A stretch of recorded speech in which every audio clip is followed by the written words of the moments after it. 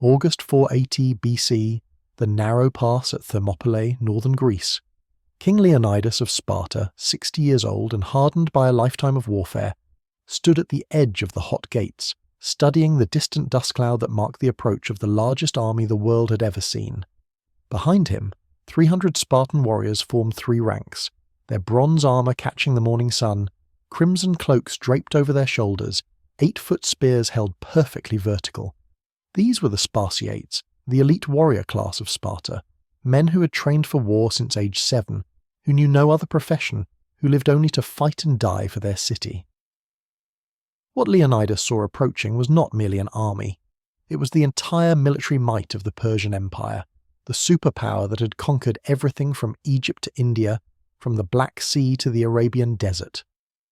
Xerxes, the great king, son of Darius, grandson of Cyrus, ruler of the known world, was bringing the storm. Intelligence reports from scouts and informants had been arriving for months. The numbers seemed impossible, fantastical, the product of Greek panic and Persian propaganda. Herodotus, the Greek historian who would document these events, claimed Xerxes commanded 2.6 million fighting men, supported by an equal number of servants and camp followers, a figure so absurd that the entire population of Greece could not have fed such a host for a single day. Modern historians estimate the actual Persian force at 70,000 to 300,000 combatants, still the largest military force assembled to that point in Western history. Against this avalanche of humanity, Leonidas had assembled approximately 7,000 Greek warriors. Of these, only his 300 Spartans were professional soldiers. The rest were militia from various Greek city-states, farmers and craftsmen who had taken up arms to defend their homeland, brave men certainly, but not warriors who had known nothing but war since childhood. The mission was not to win. Victory against such odds was impossible and everyone knew it. The mission was to delay, to buy time for the Greek city-states to mobilize their forces, to evacuate Athens, to prepare the fleet that represented Greece's only real hope of survival. The mission was to die slowly enough to matter. The pass at Thermopylae was chosen with brutal logic. The name meant hot gates, referring to the sulphurous hot springs that bubbled up from the rocks, but the name was about to take on a different meaning entirely. Here, the coastal road between Thessaly and central Greece narrowed to a strip of land barely 50 feet wide in places, squeezed between the cliffs of Mount Kallidromo and the waters of the Malian Gulf. The narrowness of the pass negated the Persian advantage in numbers. They could not flank, could not surround, could not bring their cavalry to bear. They would have to come straight at the Greek line, where Spartan discipline and bronze armour would make them pay in blood for every foot of ground. Leonidas understood the mathematics of defensive warfare. In the narrows, his 300 Spartans, formed in their phalanx formation, could hold against thousands. The Spartan phalanx was not merely a military formation, it was a machine designed to kill efficiently at close quarters. 8 men deep, shields overlapping, spears projecting forward in a wall of bronze and iron. The first 3 ranks could bring their spears to bear simultaneously, creating a hedge of death 12 feet deep. Behind this shield wall, the Spartans were nearly invulnerable to frontal assault. Their shields, the famous aspis, were 3 feet in diameter, made of bronze-faced wood, heavy enough to use as weapons themselves. Their breastplates, greaves, and helmets provided protection that Persian infantry, typically equipped with wicker shields and linen armour, could not match. But defensive positions, no matter how strong, can be flanked. Leonidas knew this. His scouts had discovered the Anopeia path, a mountain trail that wound through the hills above Thermopylae, emerging behind the Greek position. This was the fatal weakness, the route that would ultimately doom the defence. Leonidas positioned 1,000 Phocian soldiers to guard this path, militia certainly, but locals who knew the terrain. It was the best he could do with limited forces. The wait before battle was always the worst part. The Spartans performed their rituals, combing their long hair, oiling their bodies, checking weapons and armour with the precision of men who knew that a loose strap or dull blade meant death. This was not vanity, it was professionalism. Spartan warriors maintained their appearance as a statement, "We are not afraid. We do not hurry our preparations. We will look our best when we kill you." The Persian army arrived at Thermopylae on August 17th, 480 BC, though the exact date remains debated by historians. The forward elements of Xerxes' host emerged from the coastal plain and saw the narrow pass blocked by a small force of Greeks. The Persians made camp, an operation that took hours as unit after unit arrived, the dust cloud visible for miles as the greatest army ever assembled settled in for what they assumed would be a brief delay. Xerxes sent scouts forward to observe the Greek position. What they reported confused him. The Greeks were exercising, wrestling, combing their hair, seemingly unconcerned about the massive force arrayed against them. The Spartans, the scouts emphasized, were particularly calm, going about their preparations as if this were a training exercise rather than the eve of annihilation. Demaratus, an exiled Spartan king serving as an advisor to Xerxes, explained what the scouts had witnessed. These men, Demaratus told the great king, were Spartans, and they were preparing to die. The hair grooming was ritual, the sign that they expected to fall in battle and wanted to look their best in death. They will fight, Demaratus promised, like no men you have ever faced. Xerxes did. Not believe him? How could 300 men, no matter how well trained, stand against the Persian Empire? He gave the Greeks 4 days to flee, 4 days to recognize the hopelessness of their position and withdraw. It was an act of mercy, or perhaps contempt. The great king could afford to be generous with men who were already dead but did not yet know it. Leonidas used those 4 days to perfect his defences. The Spartans rebuilt the ancient Phocian wall that had guarded the middle gate, creating a defensive position that further narrowed the pass. They stockpiled water, food, and spare weapons. They drilled, not because they needed practice, but because routine kept men calm before battle. On the morning of the 5th day, August 21st by most reconstructions, Xerxes sent forward his Median and Sicyan troops, 10,000 men ordered to clear the pass and bring back the Greek commanders in chains. The Medes were experienced warriors, veterans of Persian campaigns across Asia, confident in their abilities. They advanced in loose formation, expecting the Greeks to break and run, as so many others had when faced with Persian might. The Greeks did not run. As the Persians entered the narrow section of the pass, the Spartan phalanx began its advance, shields locked, spears levelled, moving forward with mechanical precision. The Spartans did not charge, did not break formation, did not shout or rage. They walked, maintaining their line, their spacing perfect, their shields overlapping, an advancing wall of bronze. The Persian infantry crashed into this wall and died. The Spartan spears, 8 feet of ash tipped with iron, outreached the shorter Persian weapons. Men were impaled before they could strike back, falling in piles as the phalanx ground forward. Those Persians who got close enough to strike found their weapons glancing off Greek armour, while Spartan short swords, the xiphos, stabbed out from behind the shield wall, finding throats and groins and armpits, the gaps in armour where men were vulnerable. The Medes tried to overwhelm the Greeks through sheer numbers, pushing forward over the bodies of their fallen comrades, but the mathematics of the narrow pass made numbers meaningless. The Spartans could only be attacked by the men in front, perhaps 20 fighters at a time, while behind them, fresh warriors rotated forward as the front rank tired. This rotation, practiced 10,000 times in training, allowed the Spartans to maintain fresh troops at the killing edge while their enemies exhausted themselves. The first Persian assault lasted perhaps an hour before it broke. The Medes retreated, leaving hundreds dead in the narrow pass, dragging their wounded back with them. The Greeks had suffered minimal casualties, perhaps a dozen men with minor wounds, none killed. The Spartan phalanx, still in perfect formation, withdrew to their starting position behind the Phocian wall. Xerxes was stunned. He had lost perhaps 1,000 men to an enemy that seemed not merely undefeated but unbothered by the assault. He sent forward fresh troops, more Medes and Sicyans, with orders to break the Greek line regardless of cost. This second assault achieved the same result as the first.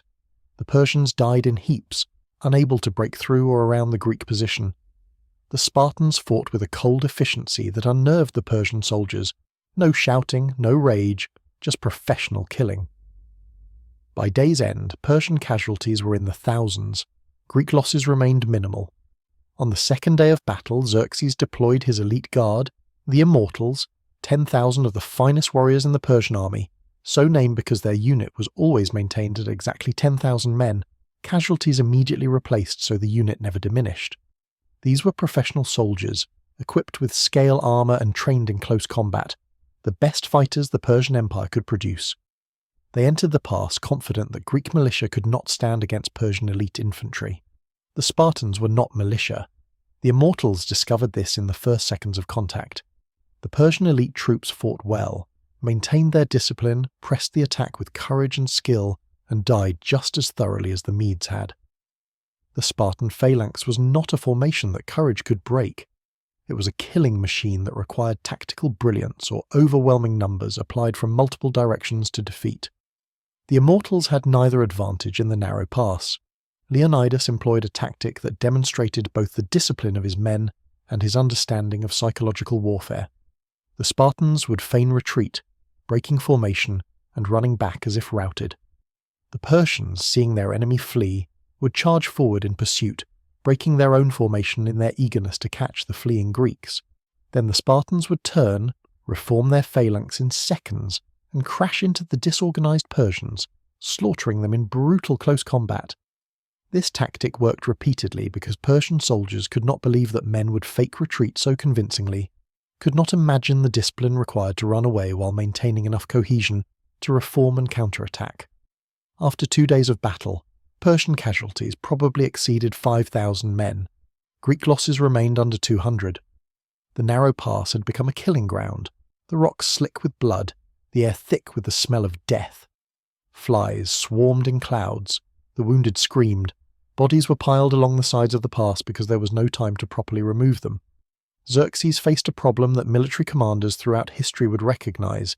Tactical excellence was being defeated by geographic constraints and superior defensive tactics.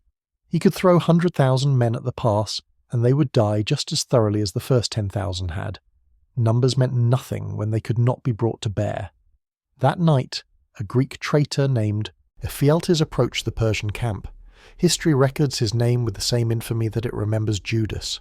Ephialtes, a local man from the area around Thermopylae, sought reward from the great king.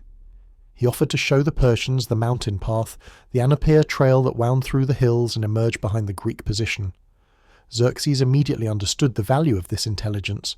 He ordered his general Hydarnes to take the Immortals, reinforced to perhaps 20,000 men, on a night march through the mountains. They would descend on the Greek rear at dawn, trapping Leonidas between two Persian forces. The Greeks would be annihilated. The Immortals began their march in the early evening of the second day. The path was difficult, winding through rocky terrain in darkness, but Persian discipline held. They moved quietly, weapons muffled, thousands of men threading through mountain passes. Near dawn they encountered the Phocian guards Leonidas had positioned to watch the path. The Phocians, roused by the sound of marching men, grabbed their weapons and prepared to fight. But they were militia, not Spartans, and they made a fatal tactical error. Rather than holding the narrow section of path where they might have delayed the Persians for hours, they withdrew to higher ground, taking a defensive position on a nearby hill. Hydarnes, seeing that the path was clear, simply marched past them. The Phocians, positioned on their hill, could only watch as 20,000 Persian soldiers streamed past in the grey dawn light. They sent runners sprinting toward Thermopylae to warn Leonidas, but the warning came too late for escape. Dawn of the third day revealed the Persian trap. Scouts reported to Leonidas that the Immortals were descending from the mountain path, perhaps 2 hours from emerging at the Greek rear. The defensive position that had seemed so strong was about to become a killing box with Persians attacking from both sides. Leonidas called a council of war. The situation was clear. The allied Greek forces, the Thespians, Thebans, Phocians and others, perhaps 6,000 men, could attempt a fighting retreat, trying to disengage before the Persian pincer closed. Many would die, but some would escape to fight another day. The Spartans would stay. This decision has echoed through 2,500 years of history, debated by scholars, celebrated by poets, analysed by military historians. Why did Leonidas order his allies to retreat while keeping his 300 Spartans to face certain death? The ancient sources offer several explanations. Herodotus suggests it was Spartan law. The Spartans never retreated, never surrendered, never abandoned their position. Modern historians point to more practical considerations. Someone needed to hold the pass long enough for the other Greeks to escape, and the Spartans were the only troops disciplined enough to maintain formation while being attacked from 2 directions. The 700 Thespians chose to stay. refusing to abandon the Spartans, an act of courage that history has somewhat overlooked, in favour of the Spartan legend. The Thebans also remained, though sources suggest they did so under compulsion and later surrendered to the Persians. In total, approximately 1,400 Greeks prepared to make their last stand. The morning of the third day began with the Spartans moving forward from their defensive wall. Leonidas knew that fighting from a static position while being attacked from two directions would lead to quick defeat. Instead, he took the offensive, leading his 300 warriors into the widest part of the pass where they had room to maneuver. The Spartans attacked the Persian lines with a ferocity that survivors would describe as superhuman. They were not fighting to hold ground now, but to kill as many Persians as possible before dying. The phalanx formation broke down as individual Spartans became separated in the swirling melee, but their training held. Even fighting individually, Spartans were more than a match for Persian infantry. Leonidas fought at the front, his royal status meaning nothing in battle, just another warrior with a spear and shield. He killed multiple Persians before falling. Accounts vary on exactly how he died, but all agree he fought until he could no longer stand. The death of their king drove the Spartans to even greater fury. They fought over his body, determined that the great king would not have the satisfaction of desecrating the corpse of a Spartan monarch. 4 times the Persians tried to recover Leonidas's body. 4 times the Spartans drove them back, killing 2 of Xerxes' brothers in the fighting. By this time, the Immortals had reached the Greek rear. The trap was closing. The Spartans, now surrounded, withdrew to a small hillock in the pass, a position that offered some defensive advantage. Here, the survivors made their final stand, their numbers reduced by hours of brutal combat, their weapons broken, many fighting with bare hands when their spears and swords shattered. The Persians, having learned the cost of close combat with Spartans, stood back and shot them down with arrows. The Spartans, too exhausted to charge, too proud to surrender, took the Persian arrows standing, shields raised, singing their death songs. The last Spartan fell in the early afternoon of the third day. The pass was silent except for the moaning of the wounded and the rasp of laboured breathing. The Persians had won, but the cost had been staggering. Modern estimates suggest Persian casualties over the 3 days exceeded 20,000 men, possibly far more. Greek casualties numbered around 4,000, including the 300 Spartans and 700 Thespians who had chosen death over retreat. Xerxes, viewing the battlefield afterward, demanded that Leonidas's body be found. When the Spartan king's corpse was identified, the great king ordered it decapitated and crucified, an act of desecration that violated Persian military custom. Even in death, Leonidas had managed to enrage the ruler of the world. The tactical victory at Thermopylae belonged to Persia. The pass was taken, the Greek defensive line broken, the road to Athens open. Xerxes marched south, sacked Athens, burned the temples on the Acropolis, and seemed poised to conquer all of Greece. But the strategic victory belonged to the Greeks. The 7 days that the defence of Thermopylae had bought, 4 days of waiting plus 3 days of battle, gave the Greek city-states time to evacuate their populations and prepare their fleets. The Athenian general Themistocles used that time to concentrate the Greek navy at Salamis, where in September 480 BC, Greek triremes would destroy the Persian fleet in the narrow waters between the island and the mainland. The loss of his fleet, combined with approaching winter and the impossibility of supplying a massive army in hostile territory, forced Xerxes to withdraw most of his forces to Asia. He left behind a smaller army under his general Mardonius, perhaps 50,000 men. In 479 BC, at the Battle of Plataea, a Greek army destroyed this Persian force. The Persian invasion, the greatest military undertaking in ancient history, had failed. The defence of Thermopylae had shown the Greeks that Persians could be beaten, that discipline and armour could defeat numbers, that courage and tactical skill could allow the few to stand against the many. The psychological impact on both sides was immeasurable. The Spartans who died at Thermopylae became immortal, not through victory, but through the manner of their dying. They had stood when standing was hopeless, fought when fighting was futile, died to buy time for others to live. The Greek poet Simonides composed the epitaph that would be carved on a stone at the site of the battle. "Go tell the Spartans, stranger passing by, that here obedient to their laws we lie." The story of the 300 spread throughout the Greek world. Poets celebrated it, artists depicted it, Mothers told it to their children. The Spartans at Thermopylae became the ideal of the warrior, men who embodied duty, courage, and sacrifice. The historical reality was more complex than the legend suggests. The 300 Spartans were not alone. They fought alongside 700 Thespians who showed equal courage.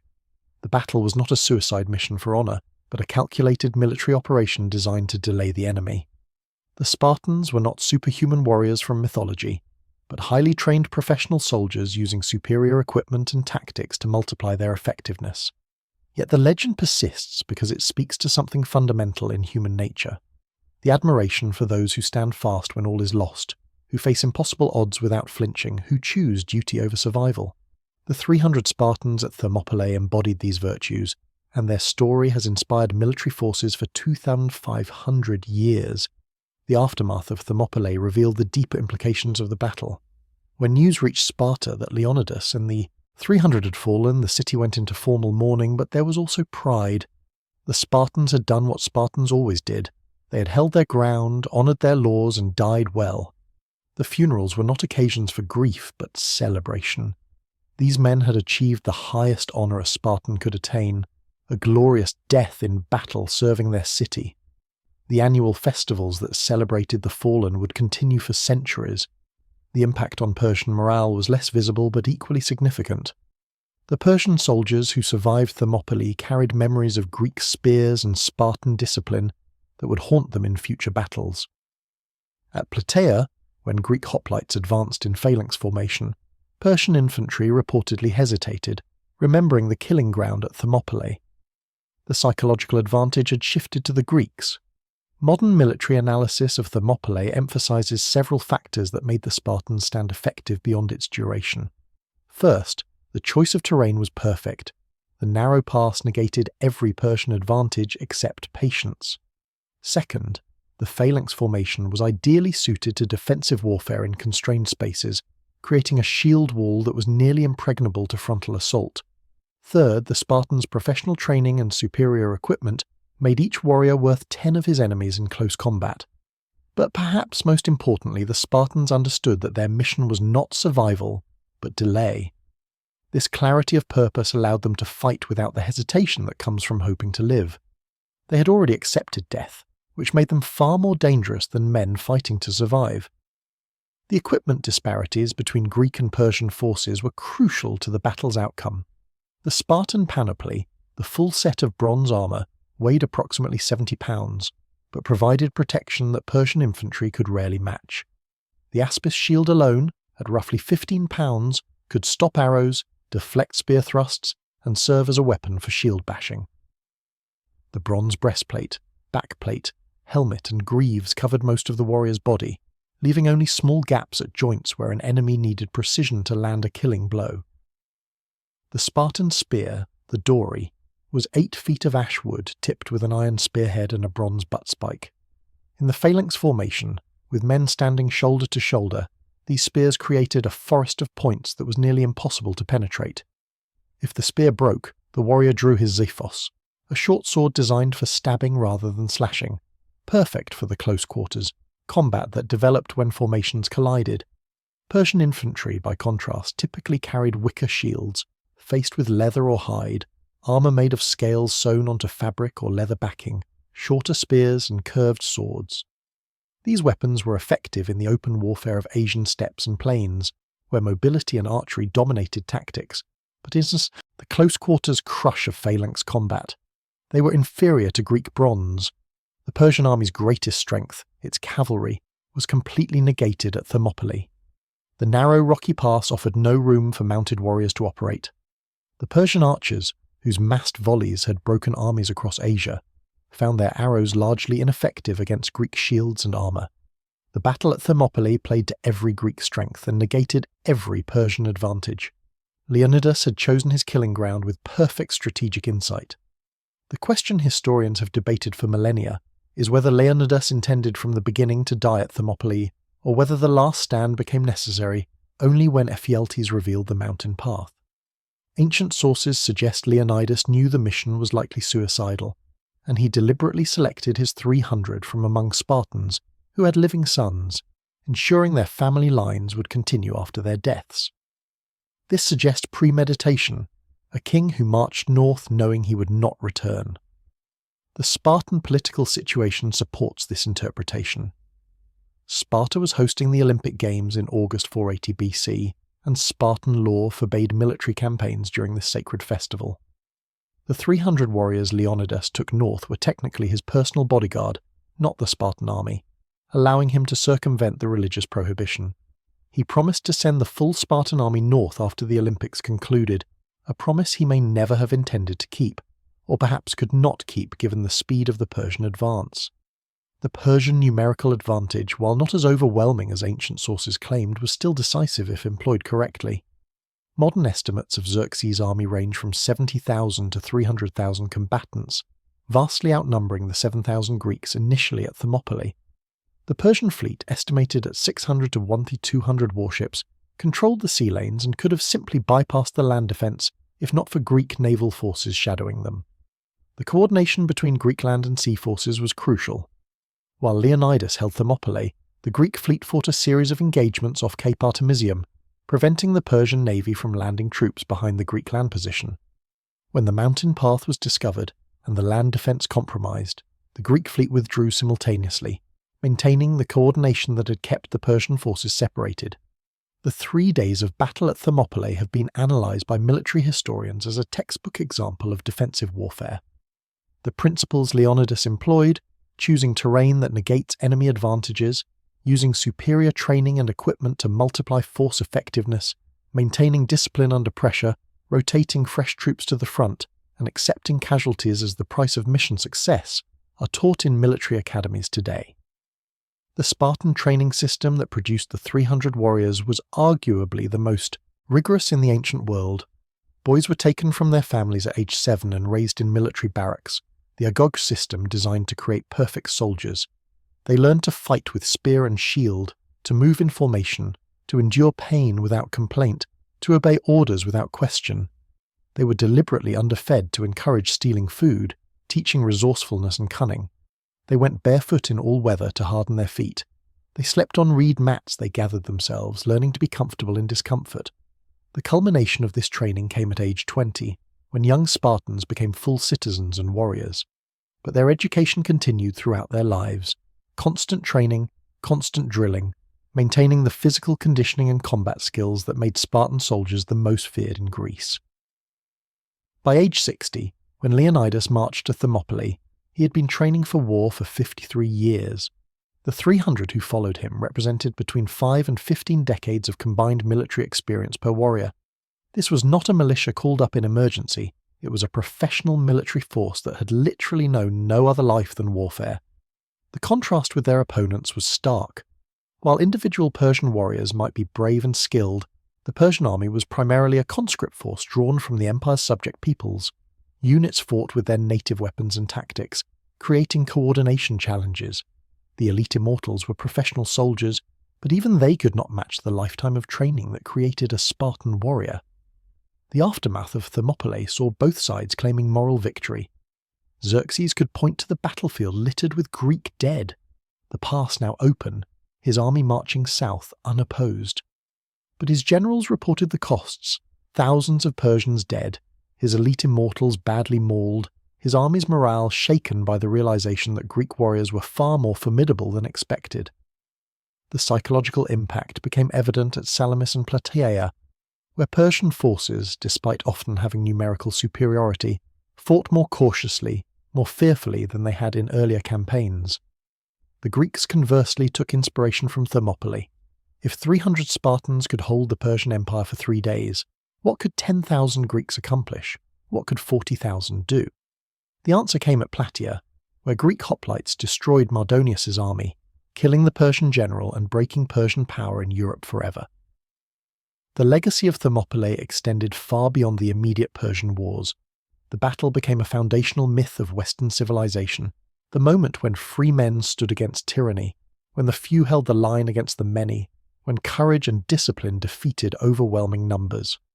This narrative, simplified and mythologized, has inspired resistance movements, military forces, and political leaders for millennia.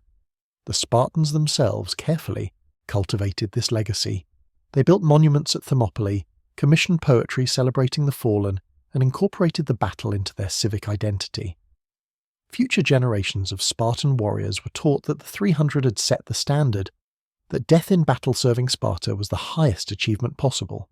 This ideology would sustain Spartan military dominance for another century, until their system's inherent weaknesses, demographic decline, social rigidity, inability to adapt, led to their eventual defeat by Thebes in 371 BC. The archaeological evidence at Thermopylae is limited but suggestive. The landscape has changed dramatically over 2,500 years, with the Malian Gulf receding and the coastal plain expanding. The pass that was 50 feet wide in 480 BC is now several miles from the sea, but excavations have uncovered arrowheads of both Greek and Persian design, suggesting the location of the ancient battle. The stone with Simonides' epitaph, while replaced multiple times over the centuries, still stands near the modern highway that runs through the ancient pass. Modern visitors to Thermopylae find a landscape that requires imagination to visualize the ancient battle. The narrow pass is gone, replaced by a wide coastal plain. The hot springs that gave the place its name still flow, but are now channeled and controlled. A statue of Leonidas stands near the ancient battlefield, spear raised, shield ready, frozen in eternal defiance. The statue captures something essential about the Spartan ideal, not a man celebrating victory, but a warrior facing impossible odds with unshakable resolve. The numbers killed at Thermopylae, while horrific for the ancient world, pale beside modern battles. Yet Thermopylae remains more famous than conflicts that killed hundreds of thousands, because the story it tells transcends body counts and casualty ratios. It speaks to the power of disciplined courage, the force multiplier of superior training and equipment, the value of choosing the right ground for defense, and the reality that sometimes the mission requires sacrifice without hope of survival.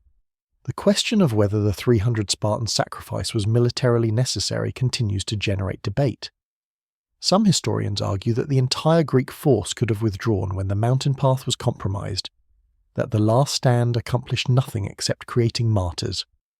Others counter that, without the delay provided by the Spartan rearguard action, the Persian army would have caught and destroyed the retreating Greeks in open country, where the phalanx formation was vulnerable.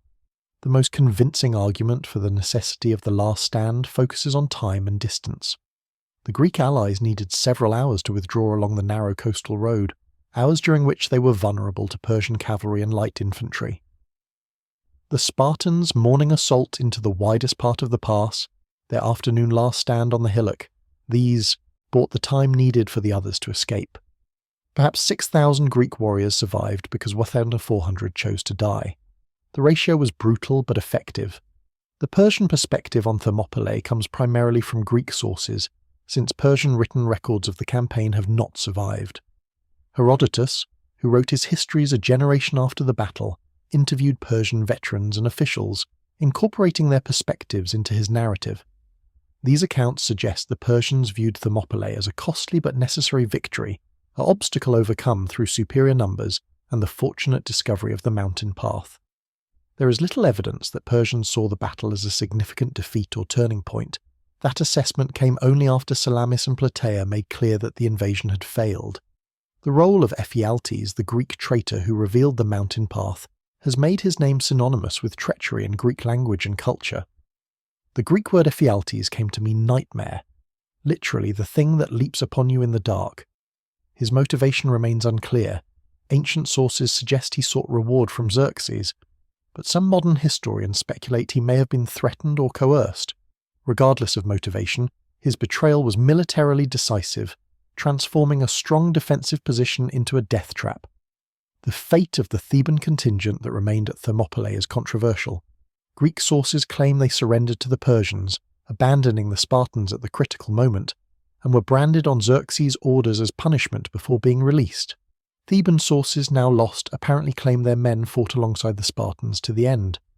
The truth is unknowable, but the accusation of betrayal poisoned relations between Sparta and Thebes for decades. The Thespians who stayed and died with the Spartans deserve more recognition than history has generally given them. These 700 men were not professional warriors like the Spartans. They were citizen soldiers from a small Greek city, who chose to stand and die rather than abandon their allies. Their courage equaled the Spartans, perhaps exceeded it, since they lacked the cultural conditioning that made death in battle a Spartan's highest aspiration. Yet the Spartans became immortal while the Thespians became a footnote, an injustice that some historians have tried to correct. The weapons recovered from the battlefield, primarily arrowheads and spear points, tell their own story. The density of Persian arrows found at the site confirms Greek accounts of the final moments, when the Spartans, surrounded and out of close combat weapons, died under a storm of arrows rather than being overrun in hand-to-hand fighting. The Persians had learned the cost of closing with Spartans and chose to kill them at range, a tactically sound decision that Spartan warriors would have respected even as they died beneath the arrow storm. The immediate aftermath of the battle saw Xerxes continuing his march south, sacking Athens, which had been evacuated, and establishing Persian control over northern and central Greece. But the Persian fleet shadowing the army along the coast was lured into the narrow strait at Salamis, where Greek triremes destroyed perhaps 2/3 of the Persian warships. Without naval superiority, Xerxes could not supply his massive army through the coming winter. He withdrew to Asia, leaving Mardonius with a smaller force to hold the conquests and continue operations in spring. The following year brought Plataea, where Greek hoplites proved that Thermopylae was not a fluke, that disciplined heavy infantry could defeat Persian numbers in open battle as well as narrow passes. The Persian Wars ended with Greek victory and the preservation of Greek independence. Thermopylae's place in this outcome was significant but not decisive. It bought time, it demonstrated Greek capability, it stiffened Greek resolve, but it did not stop the invasion. The battles at Salamis and Plataea did that. Yet Thermopylae resonates through history in a way those greater victories do not, because it tells a story of sacrifice rather than triumph, of duty rather than glory. The 300 Spartans who marched north with Leonidas in August 480 BC were not young men seeking glory. They were mature warriors, most in their 30s and 40s, veterans of previous campaigns, men who had proven themselves in battle and in Spartan society. The selection criteria reportedly required that each warrior have living sons, ensuring that their bloodlines would continue after their deaths. This was not sentiment but practical Spartan eugenics. The warrior class could not afford to lose entire family lines in a single battle. The Spartan social system that produced these warriors was unique in the Greek world and perhaps in all of ancient history. Spartan society was built entirely around military supremacy, with every institution, every law, every custom designed to create and maintain a warrior elite. The Spartiates, the full Spartan citizens, numbered only about 8,000 men in 480 BC, a small population ruling over tens of thousands of helots, state-owned serfs who worked the land and provided the economic foundation that allowed Spartans to train for war full-time. This demographic reality made every Spartan warrior precious. The loss of 300 Spartiates at Thermopylae represented nearly 4% of Sparta's entire warrior class, a devastating blow to a society already struggling with declining citizen population. Yet Sparta sent them anyway, a decision that speaks to the crisis the Persian invasion represented. If Persia conquered Greece, Spartan military supremacy would be meaningless. The 300 were spent not wastefully, but as one spends treasure when the alternative is losing everything. The march north from Sparta to Thermopylae covered approximately 220 miles, a journey of perhaps 10 days for an army moving with supply, wagons and camp followers. The Spartans would have travelled the coastal road through Corinth, past Athens through Boeotia, arriving at Thermopylae in early August. Along the way they gathered allies, contingents from cities that recognized the Persian threat and were willing to fight despite the odds. The Greek alliance opposing Persia was fragile and incomplete.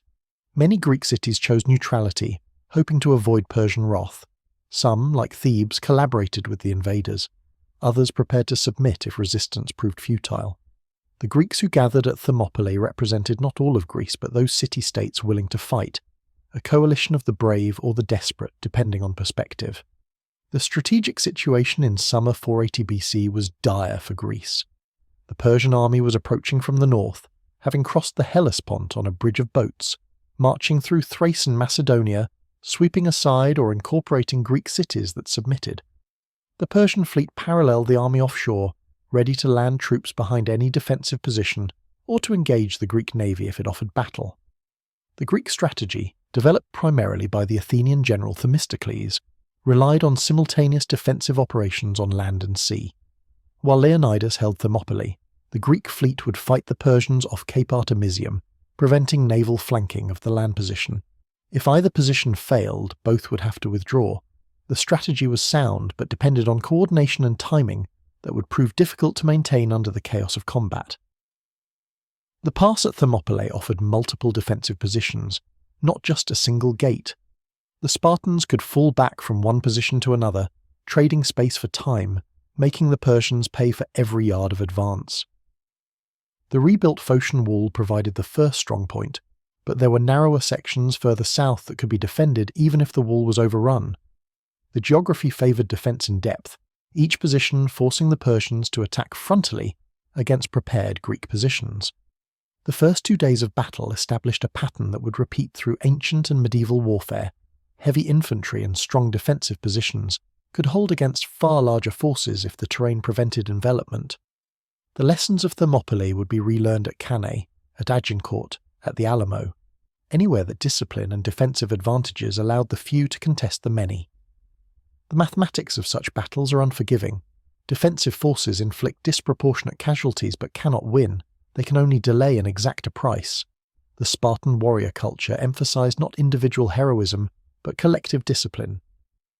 Unlike Homeric heroes who stepped forward from their armies to fight single combat seeking personal glory, Spartans fought as units. Their honour derived from maintaining their position in the phalanx, from holding the line, from never breaking ranks or retreating without orders. This cultural conditioning made them ideal for defensive warfare where personal initiative was less important than coordinated action. The phalanx itself was a psychological weapon, as much as a military formation. The sight of Spartan warriors advancing in perfect unison, shields overlapping, spears levelled, every man in step, every line dressed, was designed to break enemy morale before contact. Armies facing the phalanx often wavered or broke before the lines even met, recognizing that charging into that wall of bronze and iron meant death. The Persians at Thermopylae did not break to their credit, but neither could they break the Greek formation. The fighting on the first 2 days was not continuous but came in waves. The Persians would mass troops, assault the Greek position for an hour or two, take heavy casualties, and withdraw to regroup. The Greeks used these lulls to rest, tend wounds, repair equipment, eat and drink. The Spartans rotated men from the front ranks to the rear, ensuring that the freshest, strongest warriors always faced the enemy. This rotation required discipline that only constant training could provide, maintaining formation while men moved forward and back through the ranks without creating gaps the enemy could exploit. The wounds suffered in phalanx combat were brutal. Men were stabbed, crushed, trampled. Spear wounds to the torso were often fatal even if not immediately so, as internal bleeding or infection would kill over days. Limbs were severed by sword cuts. Skulls were cracked by shield bashes or falling bodies. The Spartans fought through this carnage without the benefit of shock or anesthesia, relying on adrenaline and training to keep them functional until the fighting paused. The medical care available was primitive by modern standards, but sophisticated for its time. Greek doctors understood battlefield surgery, could amputate crushed limbs, could cauterize bleeding wounds, could identify injuries likely to prove fatal. The Spartans accepted that many wounds meant death, but they fought to save those men who might survive and fight again. The wounded who could walk assisted those who could not. The dead were laid aside to be recovered and honoured when time allowed. The Persian commanders facing Leonidas wrestled with a tactical problem that had no good solution within the constraints they faced. They could not flank the Greek position by land because the mountains and sea created a natural corridor only the Greeks could defend. They could not bypass the position by sea because the Greek fleet was engaging the Persian fleet off Artemisium, preventing troop landings behind the Greek lines. They could not break through the Greek formation frontally because Spartan discipline and superior equipment made frontal assault suicidal. The only remaining options were starvation, which would take too long given Persian supply difficulties and the approaching winter, or finding a path around the Greek position. Ephialtes provided that path, making the battle winnable for Persia but at enormous cost. Even with the mountain path, the Persians needed a full day to execute the flanking manoeuvre, during which the Greeks continued to hold the pass and inflict casualties. The tactical victory was expensive, a preview of the costs that would mount at Salamis and Plataea. The night before the final day, knowing the Persians were marching through the mountains to attack from the rear, Leonidas faced the hardest decision of his life. He could order a general retreat, saving most of his force but potentially allowing the Persians to catch them in open country where cavalry could be brought to bear. He could keep the entire Greek force and try to fight through the Persian encirclement, an option that would likely result in the destruction of the entire army. Or he could hold with a rear guard while the rest retreated, sacrificing some to save many. The decision to stay with the Spartans and send the others away was both strategic and cultural. Strategically, someone had to hold the Persians at bay while the others retreated, and the Spartans were best equipped for this mission.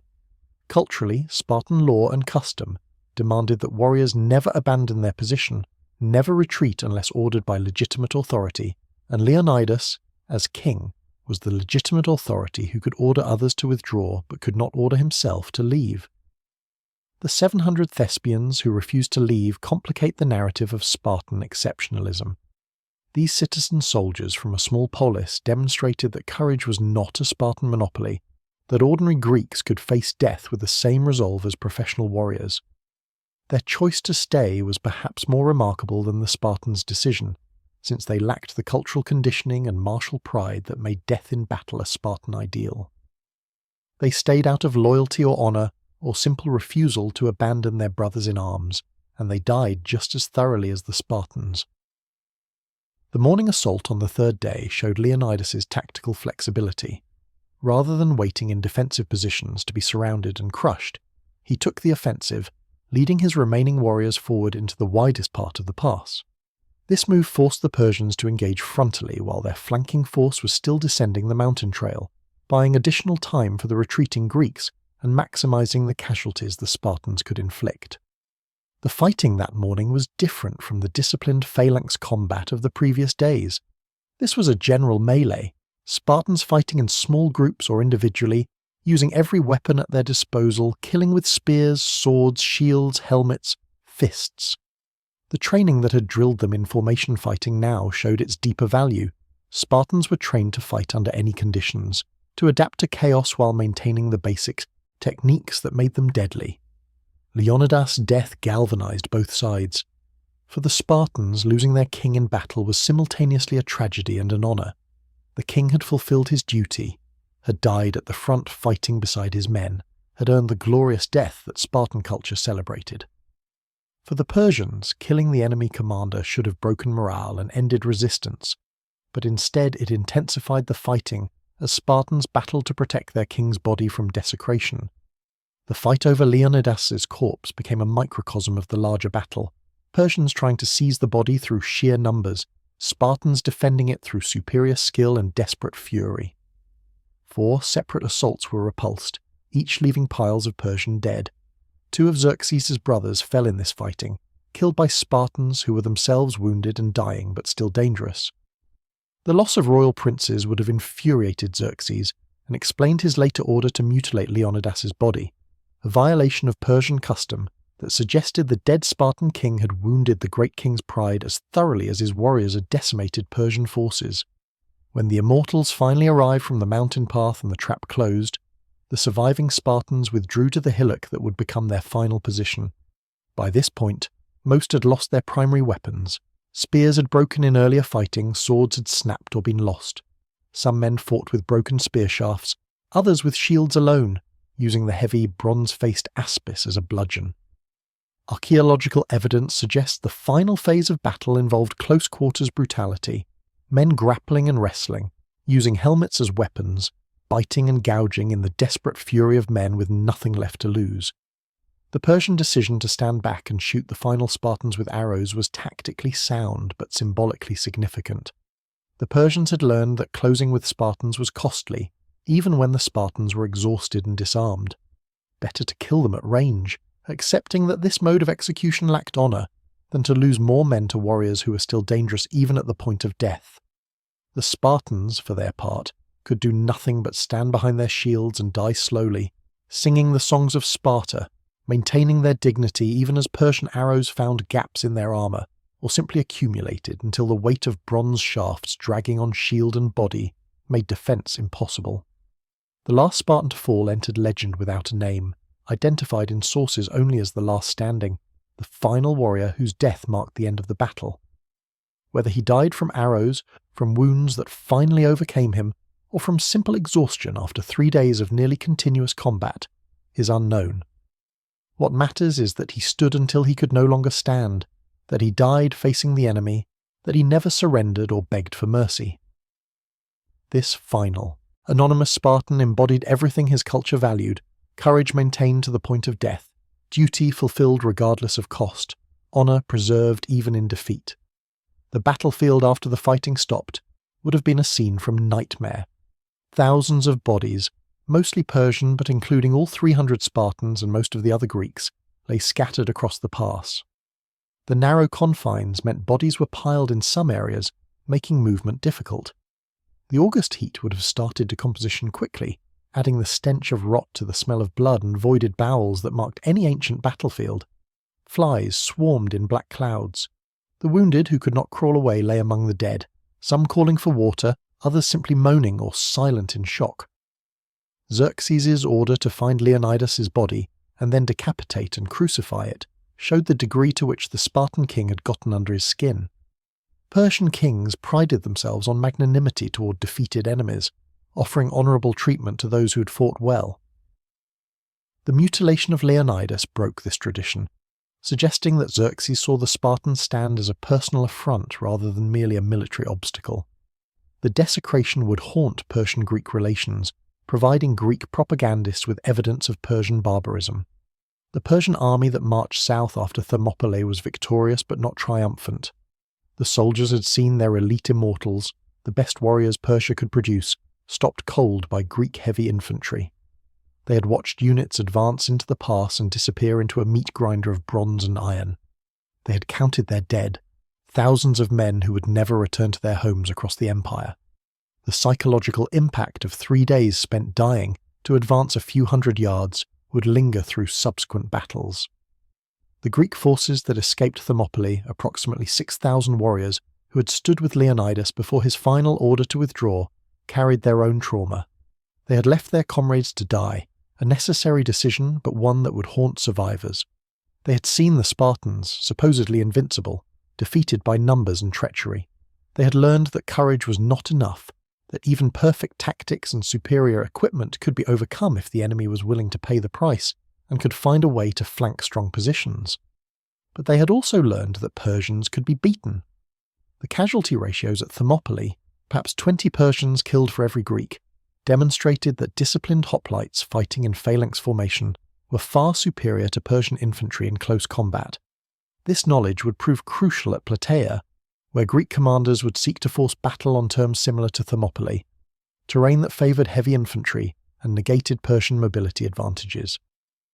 The naval battle off Artemisium, fought simultaneously with the land battle at Thermopylae, was tactically indecisive, but strategically important.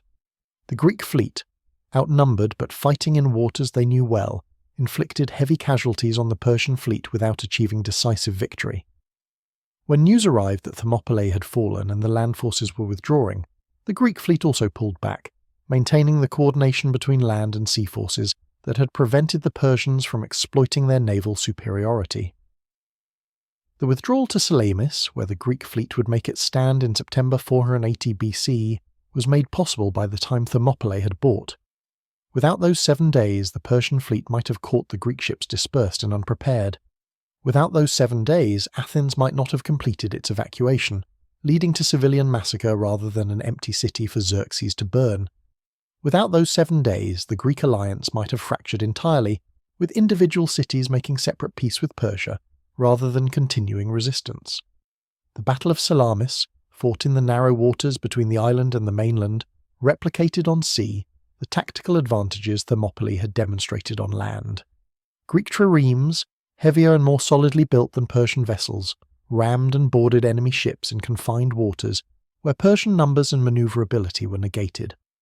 The Persian fleet was destroyed, losing perhaps 200,300 ships against Greek losses of perhaps 40. Xerxes, watching from a throne set up on shore, saw his navy shattered in an afternoon. The destruction of the Persian fleet transformed the strategic situation. Without naval superiority, Xerxes could not supply his massive army through the winter. The logistics of feeding hundreds of thousands of men in hostile territory without secure sea lanes was impossible. Xerxes withdrew to Asia, taking most of his army with him and leaving Mardonius with perhaps 50,000 men to hold Persian conquests and resume operations in spring.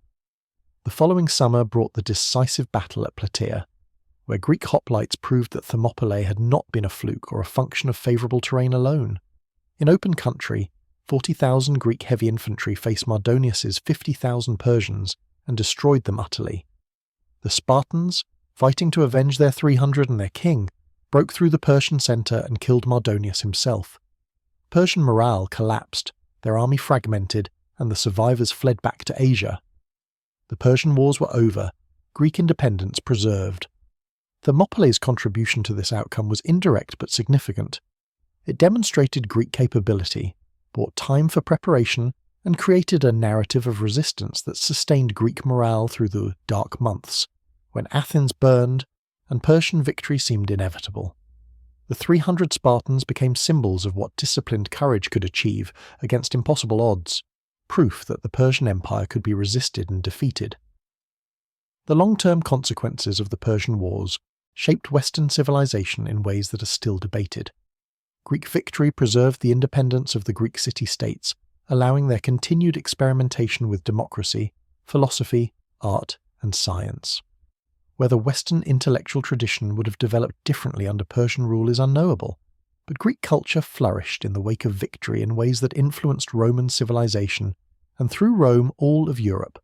Sparta's contribution to this victory was substantial, but came at significant cost.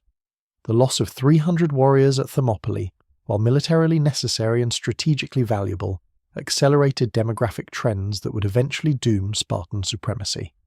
The Spartiate population continued to decline through the 5th century BC, falling from perhaps 8,000 warriors in 480 BC to fewer than 1,000 by 371 BC, when Thebes destroyed Spartan military power at the Battle of Leuctra.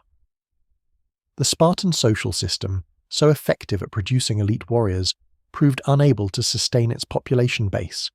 The rigid class structure, the practice of exposing weak infants, the dangerous training of the agoge system that killed some boys, the effects of constant warfare, all combined to reduce Spartiate numbers generation by generation. Sparta's military excellence became a wasting asset, the warrior class consuming itself through attrition until too few remained to maintain dominance. The irony of Spartan history is that their greatest moment, the stand at Thermopylae that made them immortal, exemplified the values and practices that would destroy them. The willingness to spend warriors' lives without hesitation, the cultural emphasis on death in battle as the highest honour, the social system that produced few warriors and valued them primarily as military assets. These created a military machine of tremendous power but no sustainability. Yet the legend of the 300 persists, not because it represents a successful military system, but because it speaks to values that transcend tactical effectiveness. Courage in the face of certain death, duty maintained when all hope is lost, sacrifice for others' benefit, these resonate across cultures and centuries because they represent ideals of human conduct that exist independent of victory or survival. The 300 Spartans lost their battle, but won their place in history by demonstrating these virtues absolutely. The modern military forces that study Thermopylae extract lessons about defensive warfare, force multiplication through superior training and equipment, the importance of terrain selection, and the psychological factors that allow outnumbered forces to contest superior numbers. But they also extract cautionary lessons about the limits of tactical excellence, the dangers of inflexible defensive positions, and the reality that even perfect tactics can be overcome by an enemy willing to accept casualties and persistent enough to find a way around strong points. The pass at Thermopylae today is quiet, the landscape transformed by 2,500 years of geological change and human development. The modern Greek highway runs through the area, cars and trucks passing the monument to Leonidas, without most drivers knowing what happened here. But the story survives, told and retold, each generation finding in the sacrifice of the 300 some meaning relevant to their own time.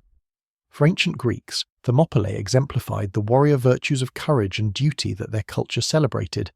For Romans, it demonstrated the military effectiveness of disciplined heavy infantry, that would become the foundation of Roman tactical doctrine. For medieval knights, it provided a model of aristocratic warriors maintaining honour through death. For modern democracies, it represents free men standing against tyranny, accepting death rather than submission. Each interpretation emphasizes different aspects of the story, finds different lessons in the same events, but all recognize something essential in the choice Leonidas and his 300 made: to stand when standing was hopeless, to fight when fighting was futile, to die so that others might live. This fundamental narrative of sacrifice for the greater good transcends the specific military and political context of 480 BC and speaks to basic human questions about duty, courage, and the price of freedom. The epitaph that Simonides composed, "Go tell the Spartans, stranger passing by, that here obedient to their laws we lie," captures this essence perfectly. The Spartans did not die for glory or personal honour, though their culture valued these things. They died in obedience to law, fulfilling their duty to their city regardless of personal cost. This emphasis on duty over individual will, on collective obligation over personal survival, defines the Spartan ideal and explains their historical impact. Modern readers sometimes struggle with this ethic, living in cultures that prioritize individual autonomy and survival. The idea of dying because law and duty demand it, without hope of victory or even survival of one's cause, seems alien or even pathological. Yet every functional society requires some people, soldiers, police, firefighters, to accept risk for collective benefit. The 300 Spartans represent an extreme version of this social contract, but the basic principle that individuals sometimes must sacrifice for the group remains foundational to civilization. The question of whether such sacrifice is morally justified or demanded depends on context and values. Spartan society was deeply flawed, built on the enslavement of helots and the suppression of individual freedom in service to military effectiveness. Yet the willingness of Spartans to die for their city, however problematic the city itself might be, demonstrates a form of civic virtue that societies require to survive existential threats. The 300 at Thermopylae were not perfect men serving a perfect society. They were flawed humans in a flawed system, making a choice that resonates because it speaks to something essential about collective survival. The Persian perspective on these events, largely lost to history since Persian accounts did not survive, probably saw Thermopylae as a minor tactical obstacle in a much larger campaign. For Xerxes, the battle was a delay, costly but ultimately overcome.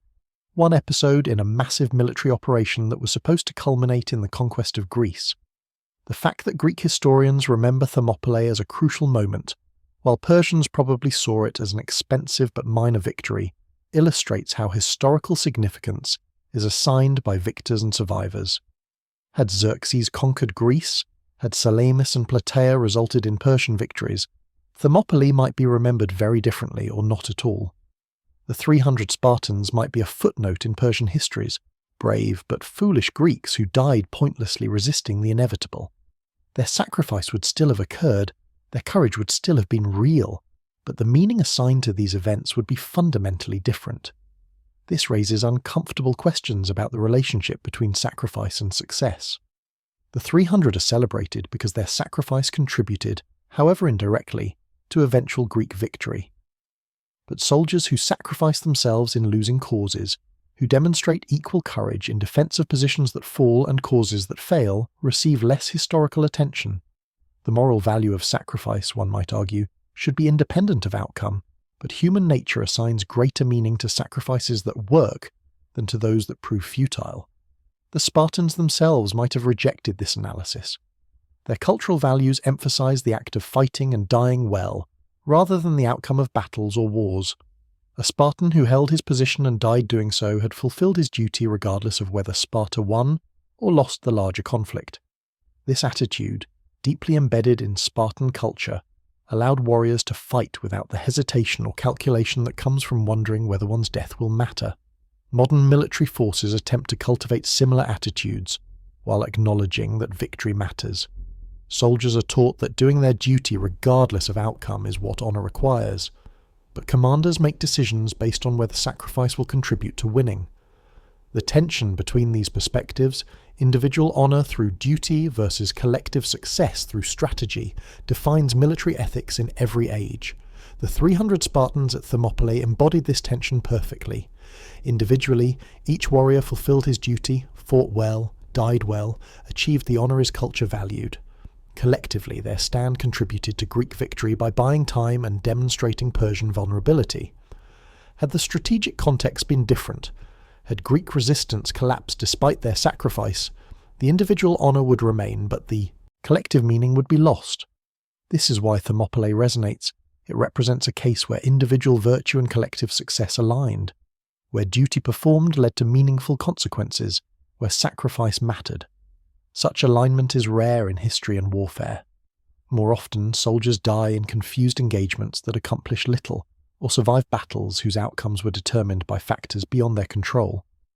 Thermopylae is remembered because the chain of causation from sacrifice to outcome is relatively clear. The 300 died to buy time, the time allowed Greek preparation, the preparation led to victories at Salamis and Plataea, those victories preserved Greek independence. Yet this clarity may be illusory, the product of hindsight and simplified narrative rather than historical reality. The relationship between Thermopylae and later Greek victories was complex and mediated by many factors.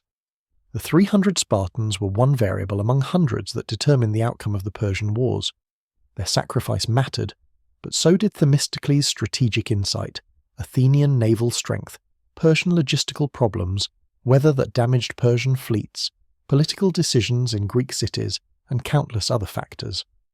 History tends to compress this complexity into clear narratives where heroic actions have clear consequences.